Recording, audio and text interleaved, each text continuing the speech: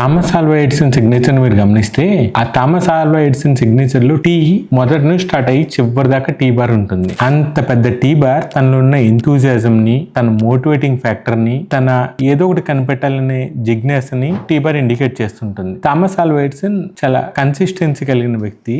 So తన writing లో ఎక్కడ చూసినా సరే ఆ షార్ప్నెస్ ఎక్కడ షార్ప్ గా లెటర్స్ ఎండ్ అవ్వవు. తన సిగ్నేచర్ టీ బార్ మొదటి నుంచి మొదలుకొని చివరి దాకా ఒకటే రకమైన ప్రెజర్ తో ఉంటుంది. థామస్ ఆల్వా ఎడిసన్ కి 2000కి పైగా పేటెంట్ రైట్స్ ఉన్నాయి. అతను ఎన్నో కొత్త విషయాలు కనుక్కున్నాడు. ఈ కొత్త విషయాలు కనుక్కోవాలనే కోరిక ఫాస్ట్ ఫార్వర్డ్ గా ఆలోచించడం, ఎంతూజియాజం తో కలిగిన పాజిటివ్నెస్ ఉండటం అనేది తన సిగ్నేచర్ లో గమనిస్తుంది. Even pressure indicates consistency. ఇదే తెలియచేస్తుంటుంది. తను ఒక పని మొదలుపెట్టిన తర్వాత ఆ పని మొదలుపెట్టిన దగ్గర నుంచి చివరి దాకా ఒకటే రకమైన ఫోర్స్ తో, ఒకటే రకమైన ఎంతూజియాజం తో వర్క్ చేస్తూ ఉంటారు. సో విన్ అవ్వడానికి కావాల్సిన లక్షణాల్లో ఎంతూజియాజం కూడా ఒక మోటివేటింగ్ ఫ్యాక్టర్. ఇటువంటి లాంగ్ టీ బార్ పెట్టే ప్రతి వ్యక్తిలోనూ ఇటువంటి క్యూరియాసిటీ ఉంటుంది.